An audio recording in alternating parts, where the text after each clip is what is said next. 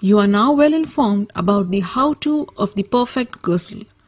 Let us now answer some frequently asked questions about ghusl.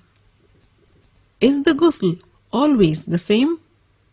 Yes, the prescribed manner of ghusl is always the same for men and women, whether you are taking a ghusl after janaba, haid or nifas, or for special occasions when it is recommended to take a ghusl.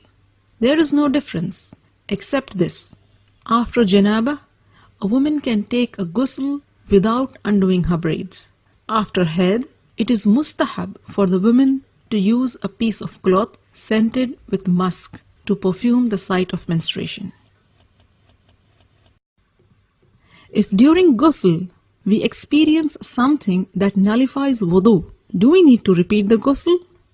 Nullifiers of wudu do not invalidate your ghusl. In such a case, you will complete your ghusl and then renew your wudu for the salat. Is it obligatory to rinse the mouth and nose?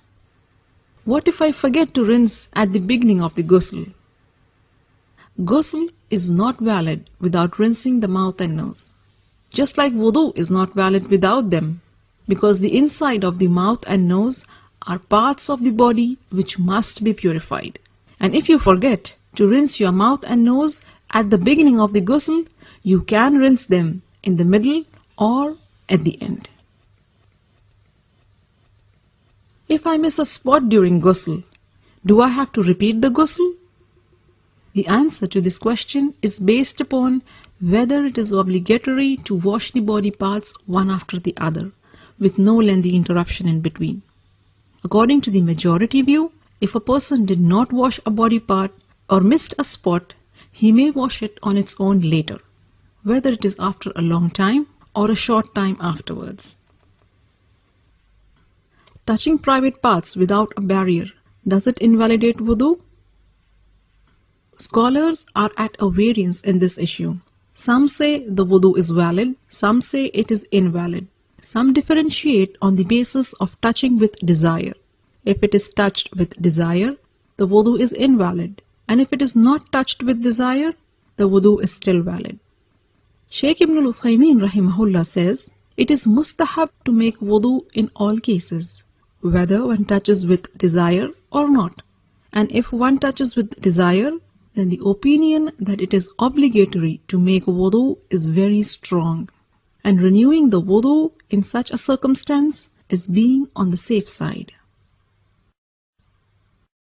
I have found many du'as for ghusl. Some say there is no du'a. Please clear my doubts.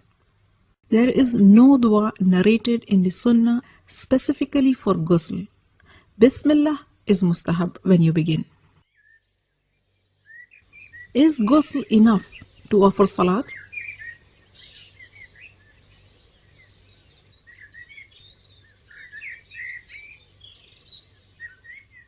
If you take a complete ghusl with wudu in the beginning, there is no need to renew the wudu unless the wudu is nullified during the ghusl or after it. But if you did not make wudu in the beginning and had sufficed to the obligatory acts of ghusl, then if the ghusl was for the purpose of removing major impurity, then yes, it is enough to offer salat.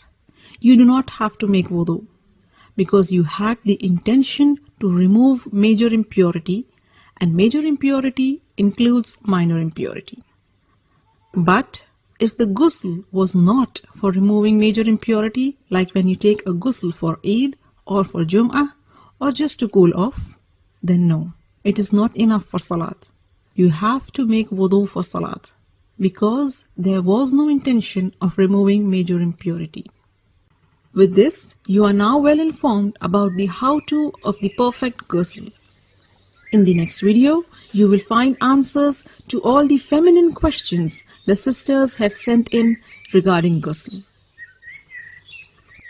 For more how-to guides, subscribe to the Striving Muslimah YouTube channel or get yourself to thestrivingmuslimah.com and subscribe to the mailing list.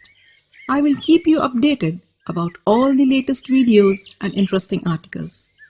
Don't forget to share this how-to guide with your family and friends.